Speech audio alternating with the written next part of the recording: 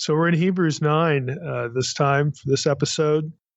And it starts off, kind of, I won't say boring, but just sort of routine. It's a listing of tabernacle furniture. Well, let's just jump in and I'll read the first 5 verses. There actually are a couple of interesting things in here, believe it or not. So it begins here. Now, even the first covenant had regulations for worship in an earthly place of holiness. For a tent was prepared, the first section, in which were the lampstand and the table and the bread of the presence. It is called the holy place. Behind the second curtain was a second section called the most holy place, having the golden altar of incense and the ark of the covenant covered on all sides with gold, in which was a golden urn holding the manna, and Aaron's staff that budded, and the tablets of the covenant.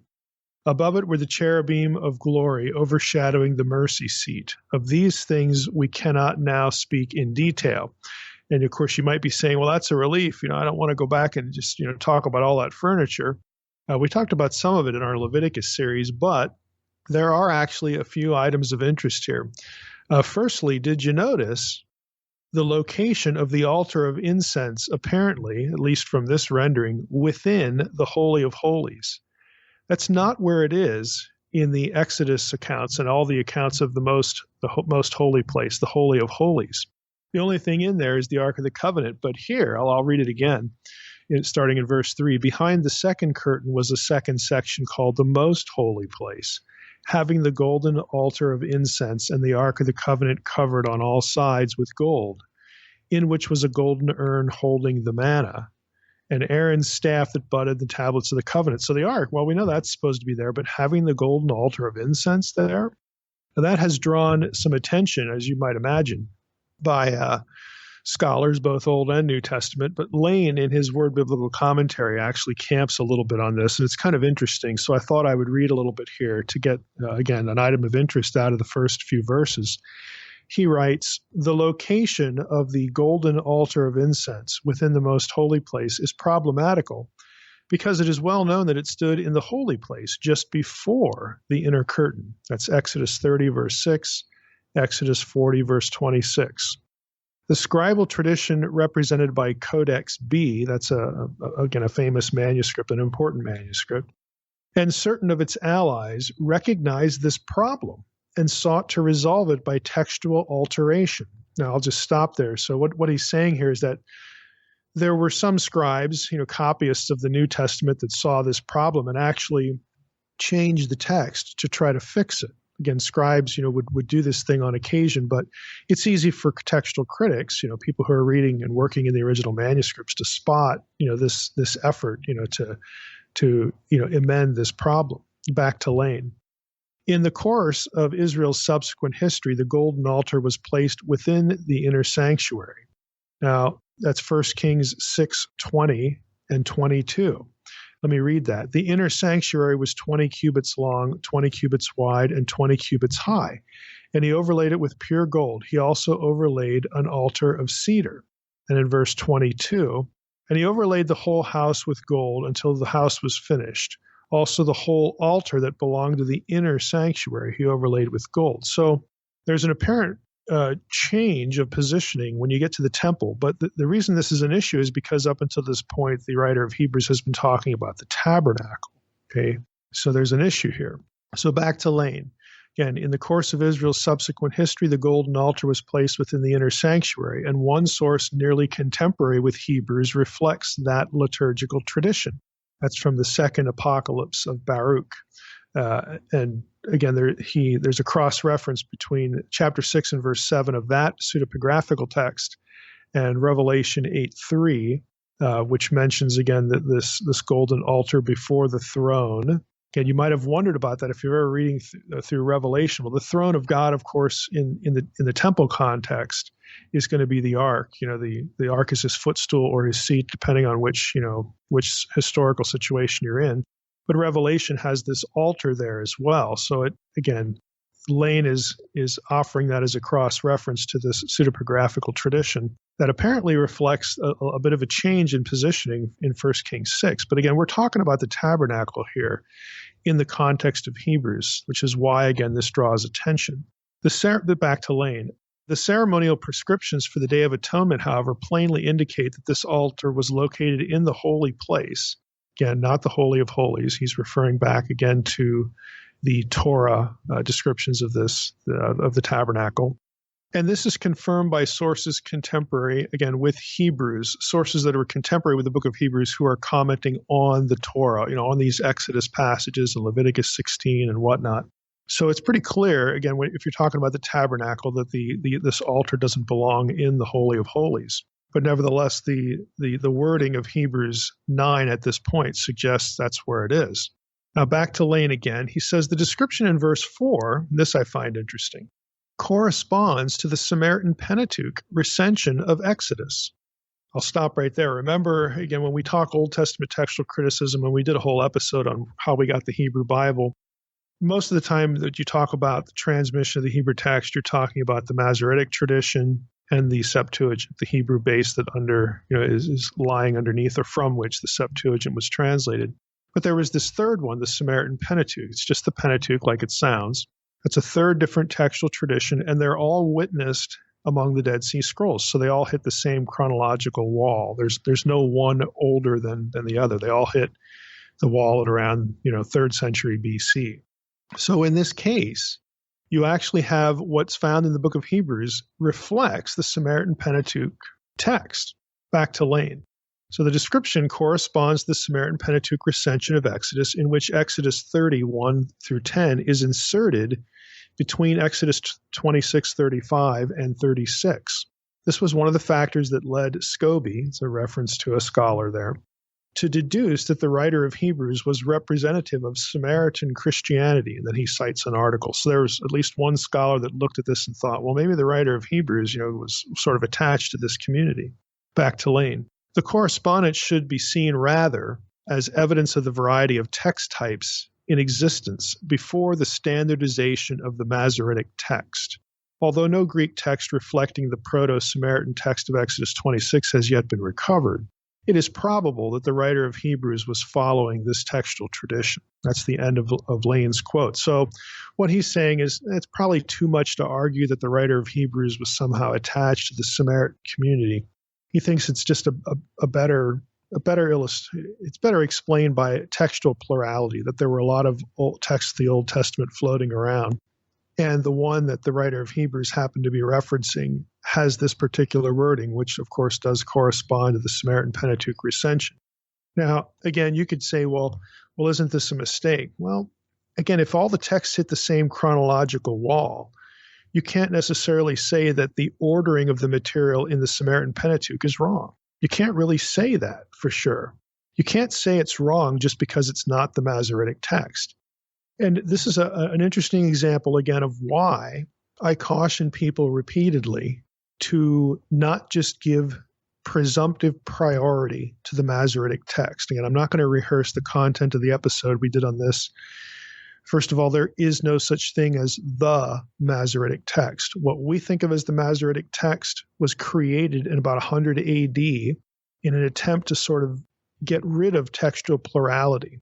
The scribal community, the scribes and the Pharisees, those who were heavily invested in one of these texts, got together around 100 AD and said, hey, let's get rid of all this other stuff. I want to standardize the text, and that's what's going to be our text from here on out in perpetuity. And that's when you have the rise of the class of scribes that we know as the Masoretes. Hence, it was called the Masoretic text because it got passed on from family to family to family, professional scribes. But prior to that time, the Dead Sea Scroll era, again, the Second Temple era, you didn't have a standardized text. And so we don't know, if we're going with the older material, if a detail like this was not actually original to the Torah. We just don't know that. We'd have to be omniscient to know that. So what we have, again, is just the writer of Hebrews using a particular text, and that's kind of where we're at, with the whole thing. So we don't want to jump to conclusions in any direction that require omniscience. And again, without riffing on this too long, it's a myth, again, to perpetuate this notion. The notion itself is a myth that there's one text that was never a copyist's error from the hands of Moses all the way through the era of the Old Testament on into the Second Temple period and through it into the New Testament and through that up to our present day. That is a myth. It's a demonstrable myth. We have lots of manuscripts of the Hebrew Bible, and none of us are omniscient. So that's really how we ought to be thinking about this. But again, I just thought I'd camp on that a little bit because it's kind of interesting, that you actually have that reading there. Second thing in the first 5 verses, let's look at the reference to the mercy seat. This is more germane to the rest of the content and really what we've been covering prior in previous chapters of Hebrews. It dovetails with the subject matter there, much more than a text critical issue. The mercy seat, again, is alluded to here. In Hebrew, if you remember back to our Leviticus series, the noun was kaporet, from KPR, PL, kippur, to atone. So the verb is to atone is usually how it gets translated. If you remember back to our series, we talked about the Akkadian cognate to this, the verb kupuru, which does in fact correspond to Hebrew kippur. We quoted some things from Levine's Leviticus commentary, for instance. And that verb, kupuru, clearly means to wipe off or burnish or cleanse, which is why a number of Old Testament scholars prefer to not translate kippur as atone, but something like to purge, to cleanse, this idea of purgation, to wipe away impurity or wipe away, get rid of contamination. Now, the noun, kaporet, was the lid of the ark. Now, typically, if you've heard King James, and I'm sure there are other translations that do this too, they take kaporet and translate it mercy seat. Again, that's really not what it means. And you would ask, well, how'd they get this idea of a seat and then this mercy seat idea? It's not a very good translation. It's a bit misleading, but not in a sinister way. It's only later with again, recall unseen realm perhaps, or maybe you've run across this in some other source. It's only later with the giant cherubim in the temple that Yahweh is conceived as enthroned between the cherubim, making the lid of the ark sort of a seat, or in some passages, his footstool. At least he would be on top of it in a seated posture. Again, you get the giant cherubim that sort of forms the seat, which is positioned above the ark, and the ark becomes either the footstool or still the imagined posterior of the deity would still be above the ark. Now, that's the seated position clearly in the temple. In the tabernacle, you didn't have the giant cherubim; you just had the ark.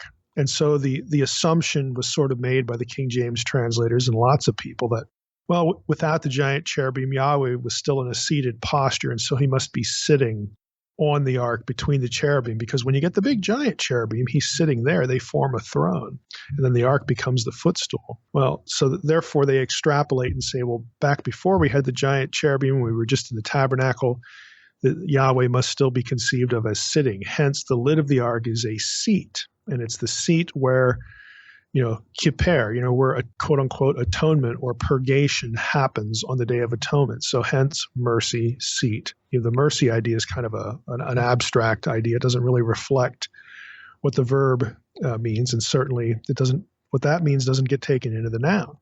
So there's a bit of a history, a little bit of a backdrop and some guesswork here that goes into a translation like mercy seat. Now, to the point, the mercy seat, again, or the lid of the ark, was a factor on the Day of Atonement. Now, it doesn't factor in other sacrifices, which were at the altar outside the holy place and the Holy of Holies. So normally a sacrifice is going to be outside the Holy of Holies. Again, we know this if we sort of have a basic understanding of the sacrificial system. The Day of Atonement, though, involved this object, the ark with its lid, in a blood ritual, so that it was unique there. If you remember back in the Leviticus series, the Day of Atonement was sort of the reset button for the nation. The sins of the people were carried away in combination with the comprehensive purging of sacred space. The whole idea was to make the sacrificial system and the holy objects in not only just in the Holy of Holies, but just the whole system and all the objects, to sort of reset them as though they were brand new, and like they're made like they were the first time the whole system was used. That sort of idea. Now, again, the 2 goats in the Day of Atonement ceremony, the goat that wasn't killed is the one that carried the sins of the people and was driven outside the camp. The one that was killed, the blood was sprinkled on the mercy seat or the lid, and again, the inner sanctuary there, to purge it of contamination. That had nothing to do with the sins of the people. It was that the blood is only placed on these objects, again, to purge it, to decontaminate it, and again, hit the reset button so that now in the new year, everything, returns full circle and we're all good again. Everything's clean, everything's pure. Here we go again. That was the idea. Now, the Septuagint is a factor here. Hagner has a nice little summary of this. He says, the Septuagint regularly translates the noun, again, this kipporet, this mercy seat noun, with the word hilasterion, which comes into the New Testament at two important passages. And frankly, those are the only two places where hilasterion are found in the New Testament. And they are Romans 3:25 and this verse here that we're talking about, Hebrews 9:5. Romans 3:25 says this, talking about Christ, whom God put forward as and the ESV has propitiation. The word is hilasterion. Christ, whom God put forward as a hilasterion by his blood to be received by faith. This was to show God's righteousness because in his divine forbearance he had passed over former sins. And Hagner adds, considerable debate about the meaning of the word in hilasterion took place between C.H. Dodd, who was a New Testament scholar, who argued that the word meant expiation, i.e. a removal of the guilt of sin, and Leon Morris, another New Testament scholar, who argued that it meant propitiation, the appeasing of the anger of God. The King James Version and the New American Standard Bible translate the word as propitiation, and the RSV and NAB as expiation. In other words, you get a difference in translations here. Since both ideas, back to Hagner, are probably correct, one can do no better than to translate the word sacrifice of atonement, as do the NIV and the NRSV. The word in Hebrews 9:5, on the other hand, is best translated as place of atonement. The NAB has place of expiation. That's the end of Hagner's quote. I don't really like any of that, but I read it because it's common. You may have come across, this discussion, but it really reflects a New Testament perspective. You have New Testament scholars who are working in Greek and the Septuagint. They're not going to go back to the Akkadian and, well, hey, what does this term actually mean in its ancient Near Eastern context? So I would say if you go with the Old Testament meaning of the verb, again, from this Akkadian root, it doesn't mean either expiation, removal of guilt, because the blood isn't applied to anybody in the Day of Atonement ritual anyway. And it really doesn't mean a propitiation, like appeasing the anger of God. Again, there's no anger dealt with in Leviticus 16. These ideas are sort of imported because of terms like expiation and propitiation, scholars trying to figure out what a Greek term means, as opposed to going back and say, look, it means purge, it means to decontaminate. So again, I would say if you go to the Old Testament meaning of the verb in its own context in the ancient Near East, I think we can approach it a little bit differently. And again, I'm willing to say a little bit better. The point of its use, I think in Romans and here in Hebrews 9:5 would be that Christ's blood provides access to God's presence. The relationship is restored. It's not under threat of ruination as the year goes by, so that it needs resetting every year. Rather, the relationship between sinner and God is permanently healed through Christ. In other words, the access to God is permanently provided. We don't have to worry about the access being contaminated again, just like you did with the Old Testament system. You had to have this reset button event to, again, have things just sort of go back to their setting point, back to their original point, and then we essentially start over again. Again, remember, the blood in the Day of Atonement ceremony is not applied to a sinner. It doesn't even come from the goat that carries the sin away. The blood is applied to the sanctuary, again, to the holy place, the most holy place, the ark, all that stuff. It's about purging, decontaminating the most sacred presence.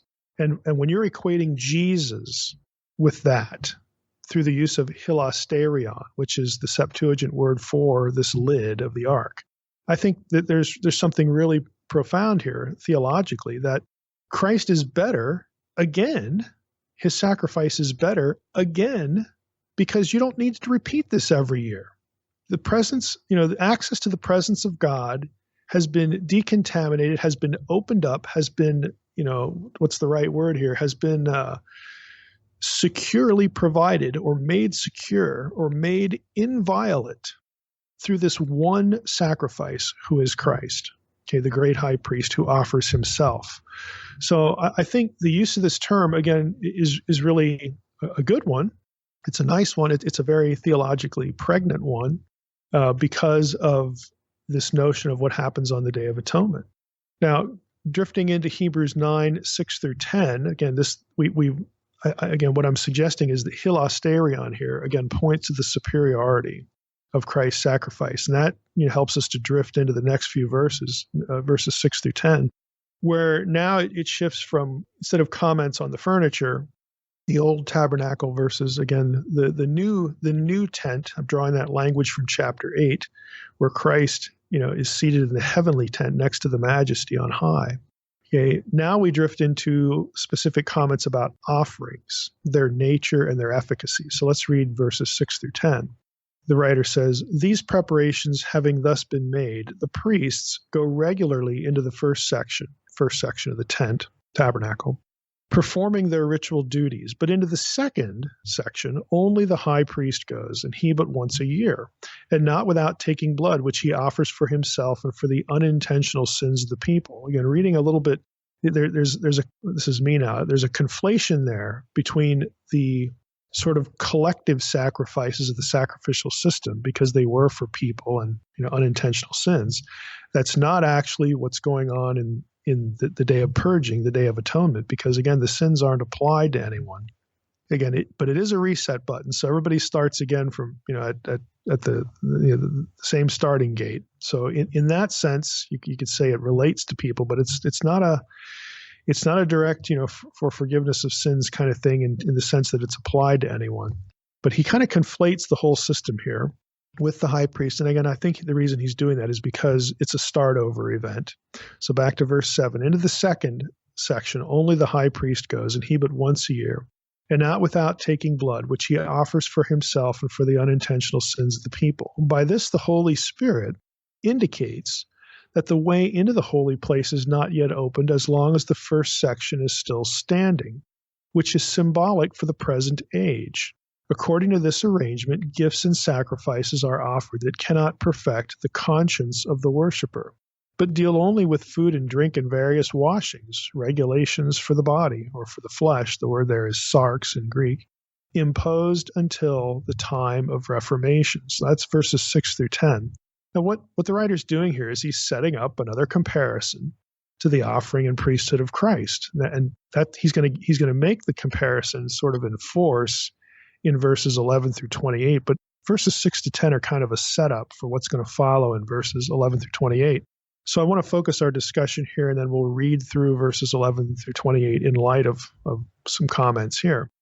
It's interesting, just to sort of start off here with a bit of a random one, but I think one that kind of contextualizes the rest of the comments we'll make about verses 6-10.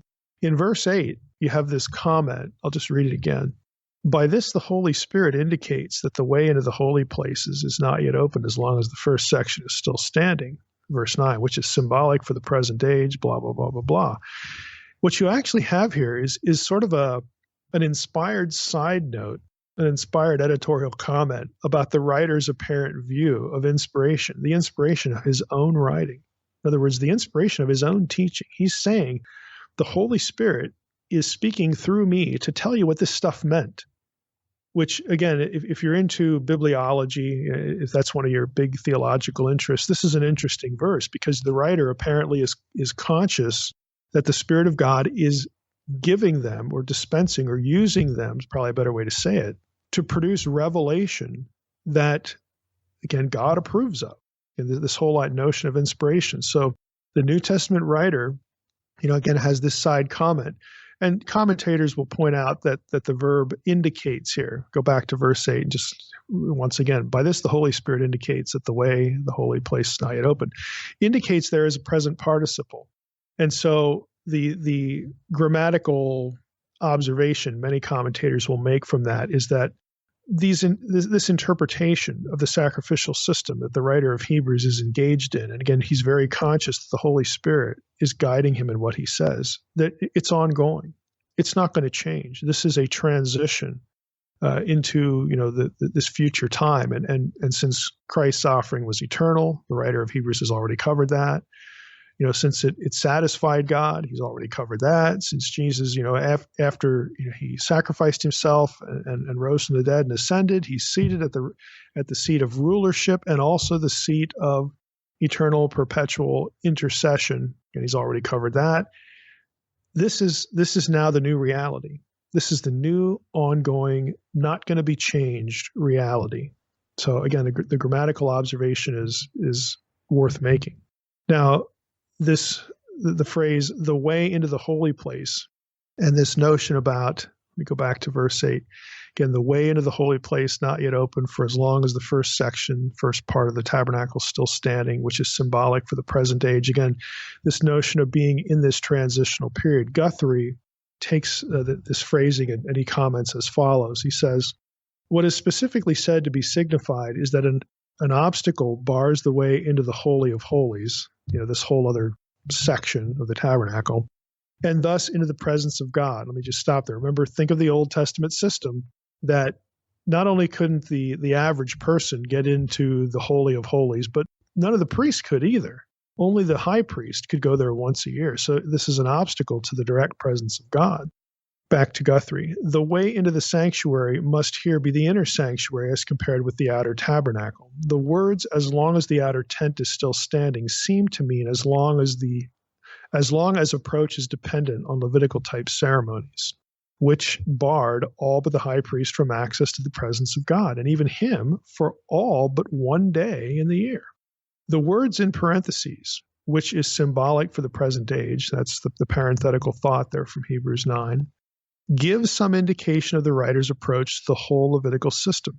It was a figure, parabole, Guthrie notes. It was therefore suggestive of deeper truths than it was itself able to fulfill. Moreover, its symbolic purpose seems to be limited to the present age, by which the writer seems to be contrasting it with the future age. He notes here Hebrews 6:5. Let me just read that verse to you. This is the verse that refers to having tasted the goodness of the Word of God and the powers of the age to come. So it's like an eschatological flavor. We're back to Guthrie here. So its symbolic purpose seems to be limited to the present age, by which the writer seems to be contrasting it with the future age. In the context of thought in this passage, the present age was that which prepared for the appearing of Christ, as noted in verses 11 and following, after which the symbol was fulfilled and therefore ceased to have any function. That's the end of the Guthrie quote.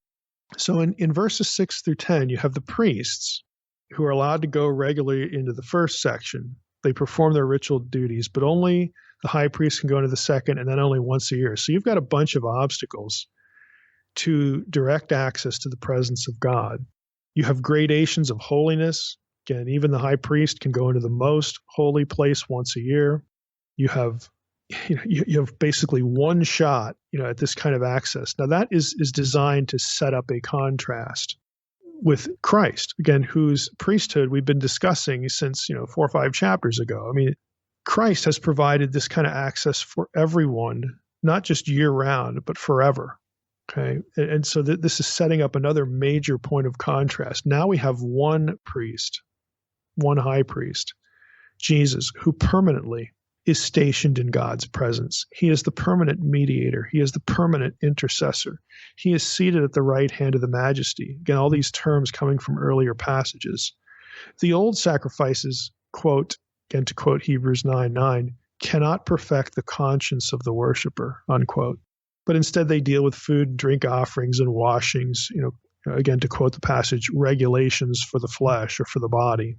This points to Old Testament ritual being about access or restitution or decontaminating the sanctuary from defilement, and then in a very in a progressively limited way.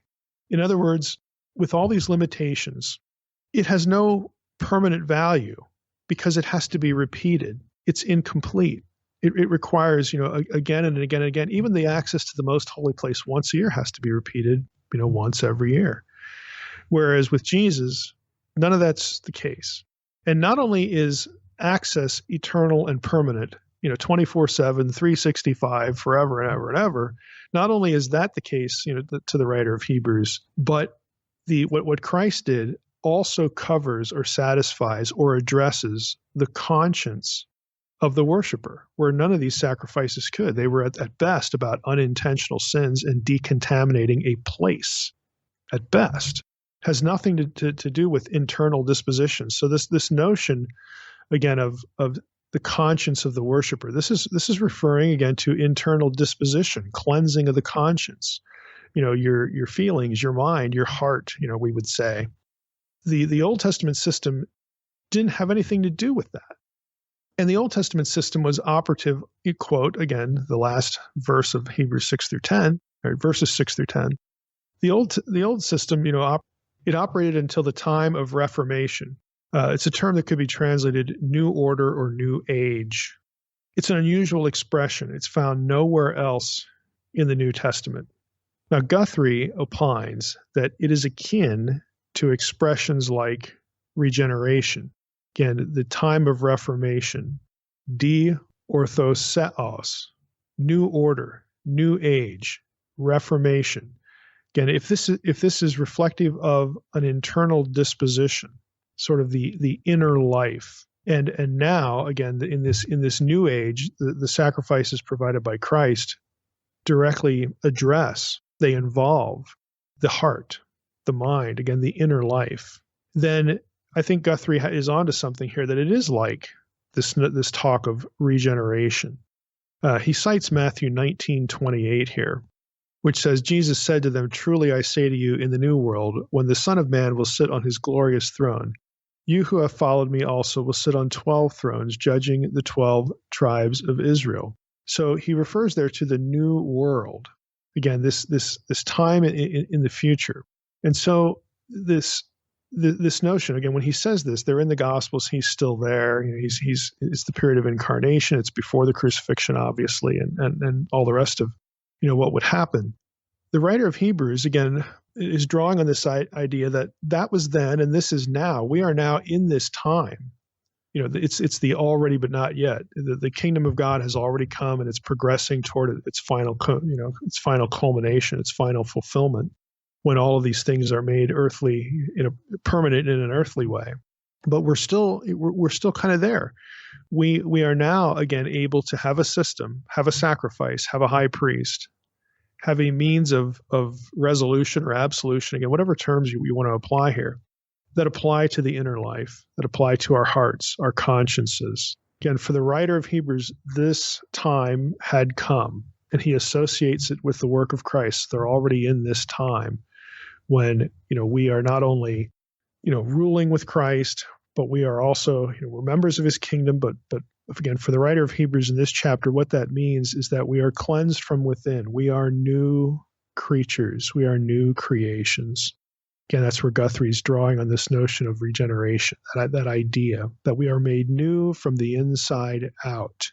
And the Old Testament sacrificial system could not do this, even on its best day, even on the single day when access to the most holy place was allowed. Couldn't do this. So it's a huge contrast.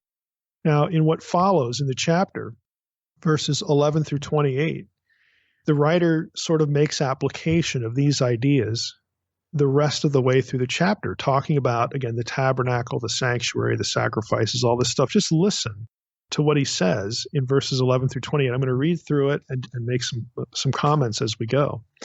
Verse 11 starts, "But when Christ appeared as a high priest of the good things that have come, then through the greater and more perfect tent, not made with hands, that is, not of this creation," in other words, the heavenly tent, the heavenly sanctuary, God's house, where Jesus is seated at the right hand of majesty. When Christ appeared as a high priest of the good things that have come, that through the greater and more perfect tent, he entered, verse 12, once for all into the holy places. Not only is he in the better tent, but he doesn't have to leave. He's not going to leave. It's permanent. He entered once for all into the holy places, not by means of the blood of goats and calves, but by means of his own blood, thus securing an eternal redemption. Verse 13, for if the blood of goats and bulls and the sprinkling of defiled persons with the ashes of a heifer sanctify for the purification of the flesh, how much more will the blood of Christ, who through the eternal Spirit offered himself without blemish to God, purify our conscience from dead works to serve the living God? I'm going to stop there at the end of verse 14. Now look at the difference again. Back to in the Leviticus series, we talked about how so much of the sacrificial language was about purging sacred space, decontaminating it, or decontaminating people so that they wouldn't defile sacred space. And what defiled sacred space? Well, what made a person sort of a threat to sacred space back in Leviticus? Some physical deficiency, some deformity, the loss of blood, loss of semen, the menstrual cycles, all these things are associated with the flesh. None of it was associated with the inner life, the inner mind, the heart, the conscience. And so the writer of Hebrews, this is easy pickings for him. I mean, now we're talking about, again, being renewed from the inside out. It is by definition inherently superior because it addresses the heart. It addresses the soul, okay, what Christ did, not just the outer body, the outer flesh. Now, it's interesting in verse 14, he says that Christ, through the eternal Spirit, offered himself without blemish to God to purify our conscience from dead works to serve the living God. It's interesting that he doesn't say that it was done to purify our conscience from sin. Now, that speaks still of inner transformation. It's actually consistent. Paul's new creation, regeneration, why does it fit? How does it fit? Because only God can do that. Only God can make any of us a new creation from the inside out. It's a deep, stark contrast to works, to trying to resolve an inside problem by behaviors or rituals that we do in our body, okay, with our body. So that's why that's the point of contrast. Our conscience is purified apart from dead works. Dead works couldn't pull that off. Okay, that's going through the motions, again, to use a modern phrase. It has nothing to do with the making new of what's inside, the heart, the soul, the conscience, the mind. Again, whatever terms that you want to apply to this, the spirit. Again, the internal life, the internal you, the real you, the you that's, again, trapped in a body, okay? That is what has to be made new for eternal life, and what Christ does make new for eternal life, and your works can't touch that. Now, all this is why the Old Testament separates, again, this internal disposition, the internal life, the internal transformation, the matters of the heart. That's why the Old Testament separates such things from sacrifices. Okay, Hosea 6:6. Again, very well-known verse, even if people can't, cite the verse reference. For I desire steadfast love and not sacrifice, the knowledge of God rather than burnt offerings. Again, steadfast love, it's chesed in Hebrew. Again, this loving loyalty idea. That's what God wants, not sacrifice. And the knowledge of God. Again, this it speaks of intimacy rather than burnt offerings. Again, those things arise from the life of the mind, the life of the heart, the inner life, not outer ritual. That's why, he's contrasting this. Into verse 15, we'll start reading again. Therefore, he, Jesus in context, is the mediator of a new covenant, which was associated with the Spirit. Think about that. Therefore, he's the mediator of a new covenant. Last episode, we talked about the new covenant a lot, and we brought up not only the new covenant passage in Jeremiah, but verses like Ezekiel 11:19. I will give them one heart, and a new spirit I will put within them. I will remove the heart of stone from their flesh and give them a heart of flesh. Ezekiel 36:26. I will give you a new heart, and a new spirit I will put within you, so on and so forth. Again, this is, to borrow New Testament language here, this is the language of regeneration. This is the language of being made a new creature, a new creation. Back to verse 15, therefore Jesus is the mediator of a new covenant, okay, one that involves an internal transformation. not dead works, so that those who are called may receive the promised eternal inheritance, since a death has occurred that redeems them from the transgressions committed under the first covenant. Again, no death of an animal could do that. Verse 16, for where a will is involved, kind of like think of the legal term now, a will, last will and testament. For where a will is involved, the death of the one who made it must be established. For a will takes effect only at death, since it is not in force as long as the one who made it is alive. That's the end of verse 17. Now, Hagner comments here. He says the argument of verses 16 and 17 is possible because the Greek word diatheke can mean either covenant or will. Again, that like a last will and testament, depending on the context. Our author now takes the word to mean will. Paul made use of the same double meaning of the word in Galatians 3:15 through 17. Now, I'm going to stop there in the Hagner quote. In Hebrews 9, he's been using diatheke to speak of covenant, new covenant, and now he's getting into sort of like a legal context. And Hagner wants to point this out. The writer uses the same term here to speak of two ideas, covenant or will. And we know it's will here, verses 16 and 17, because he says things like it involves the death of the one who made it. Will only takes effect at death. So we know it's that kind of meaning, but it's the same word. And he's, back to Hagner, he says Paul makes use of the same double meaning of the word in Galatians 3:15 through 17. The will of a person takes effect only upon the death of the person. Likewise, a covenant can be established only by blood, that is, by death. In the case of the first covenant, by the death of animals, and the case of the new covenant, by the death of God's Son. It's the end of the Hagner quote. Verse 18, therefore, not even the first covenant was inaugurated without blood. For when every commandment of the law had been declared by Moses to all the people, he took the blood of calves and goats with water and scarlet wool and hyssop and sprinkled both the book itself and all the people, saying, this is the blood of the covenant that God commanded for you. And in the same way, he sprinkled with blood both the tent and all the vessels used in worship. Indeed, under the law, almost everything is purified with blood. And without the shedding of blood, there is no forgiveness of sins. Again, think back to our Leviticus series, you needed objects decontaminated, to be used in the sacrificial system. You need sacred space, the tent itself, it's the holy ground. You needed that decontaminated to be able to do, what needed to be done, in the worship of the Lord and that sort of thing. It was referred to as forgiveness of sins. And if you remember the Leviticus, series, 99.9% of the time, this wasn't referring to any sort of moral transgression. It was referring to some sort of defilement that you either incurred, accidentally, typically, that would defile sacred space, or it referred to an actual, episode of defilement of sacred space. So you were doing this really to protect holy ground, holy vessels, and whatnot. And if you decontaminated yourself, if you brought the right sacrifices, then you were okay. It was okay between you and God. You were allowed to participate. You were allowed on holy ground, but only so far, even if you were clean, because you have these gradations of holiness. The average person could only go so far approaching sacred space, and the priest could only go so far into sacred space, and only one of them could go into the most holy place once a year. So you had these different levels.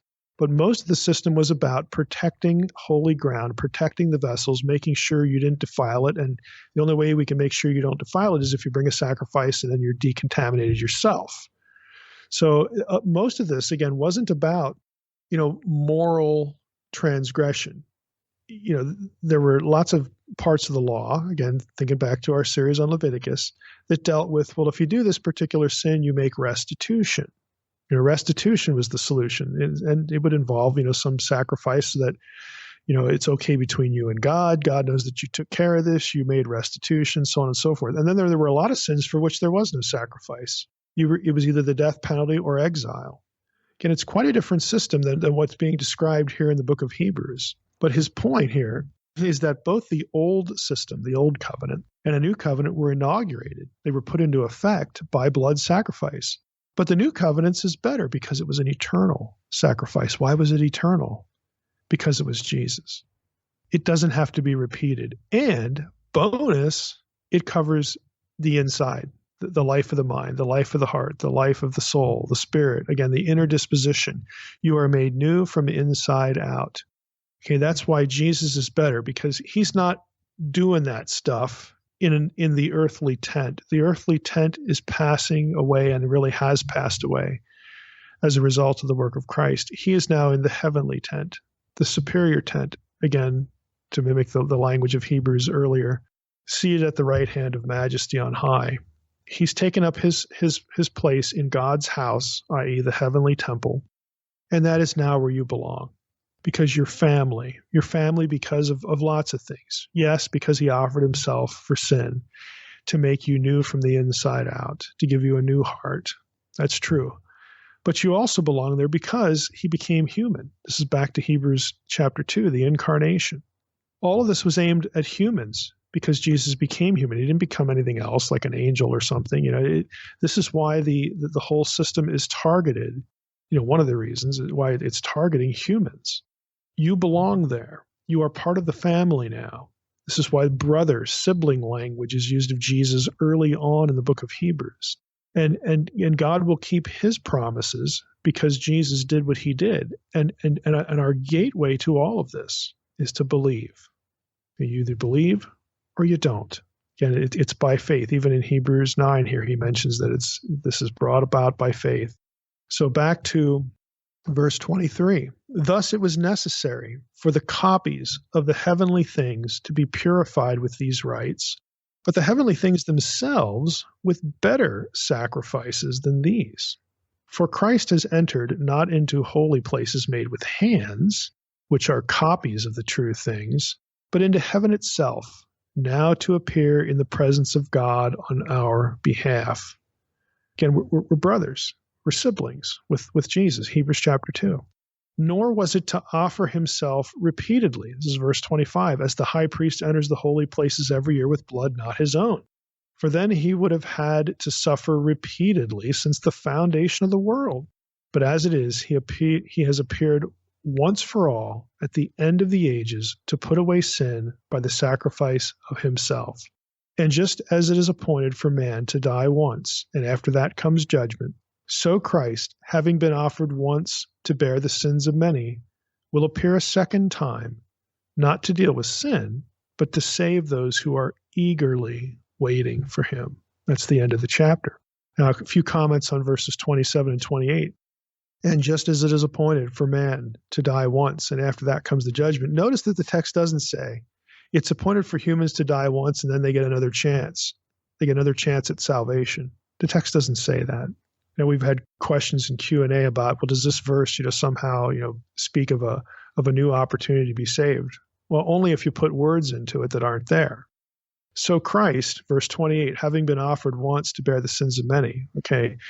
Now, I would say here, Christ having been offered once to bear the sins of many. It's pretty plain inclusion of the idea of substitutionary atonement. This is why we just had a recent, our little thought experiment with Ron Johnson and Carl Sanders. I said a few times, look, I'm a big tent guy. I'm a kaleidoscope guy when it comes to the atonement.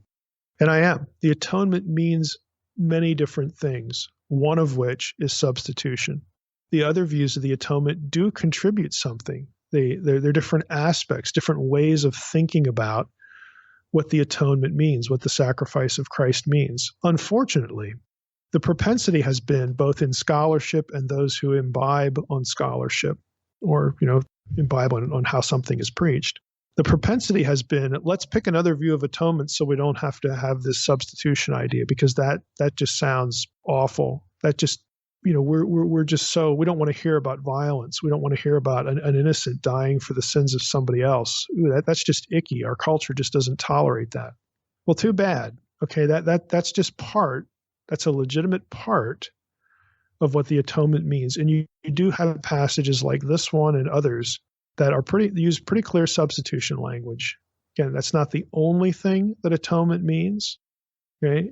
Not the only thing, but it's part of what the atonement means. So my advice would be to not try to jettison or excise out of our atonement talk an idea that is clearly there in certain texts, but to include other ideas that can derive from other texts. Again, that's why I'm a kaleidoscope guy when it comes to the atonement. Now, what about I should say something about the word many, that he was offered once to bear the sins of many. There's obviously this gets into, the whole, limited atonement, Calvinistic, kind of talk and whatnot. I think Hagner has a nice little sort of segue, a little sidebar on this. I'm going to read it to you. And he says this: the word many in 928 should not be taken literally as limiting the scope of Christ's atoning death, as though some were not meant to be included in its benefit. This is unmistakably clear from this statement in Hebrews 2:9, so that by the grace of God he might taste death for everyone. Hebrews 2:9, it doesn't say many, it says everyone. Huper pontos. The word many, Hagner continues, probably is to be explained by its occurrence in Isaiah 53:12. Again, quoting the Septuagint, of course. He bore the sins of many, a passage understood in the early church as referring to Christ.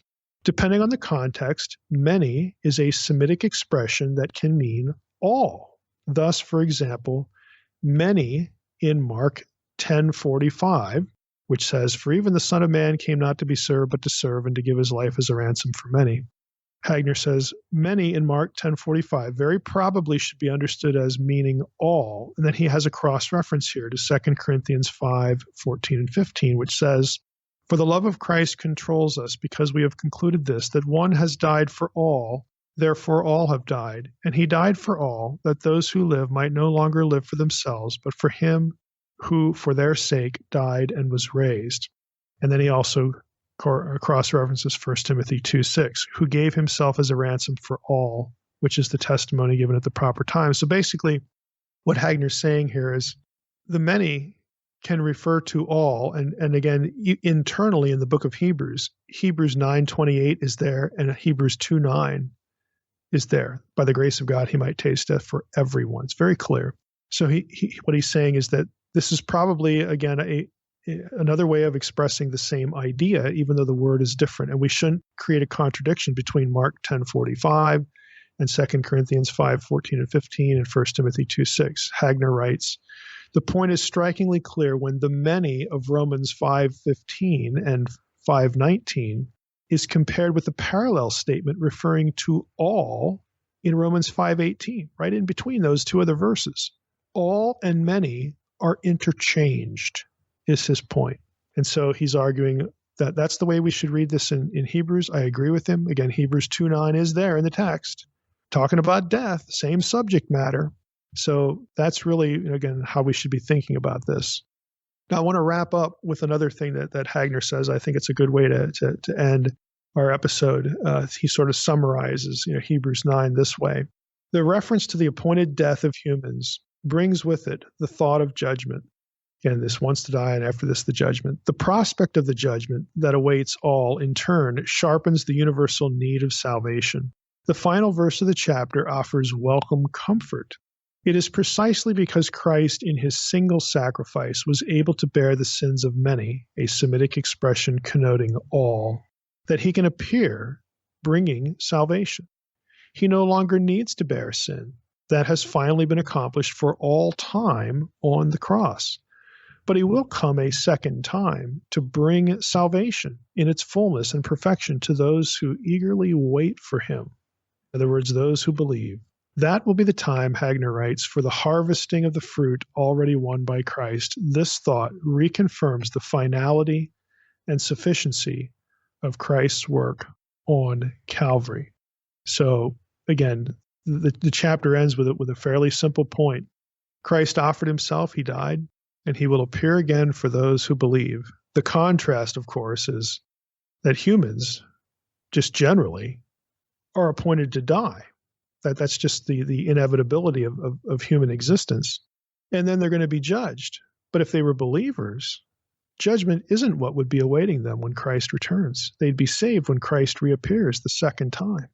In other words, they won't suffer the second death described in Revelation. So, Hebrews 9, again, just drawing out more points of the comparison. And I think, again, I just like the way Hagner puts that. He no longer needs to bear sin. That has finally been accomplished for all time in the cross, but he will come a second time to bring salvation in its fullness and perfection to those who eagerly wait for him. And with that, I want to thank everybody for listening to the Naked Bible Podcast. God bless.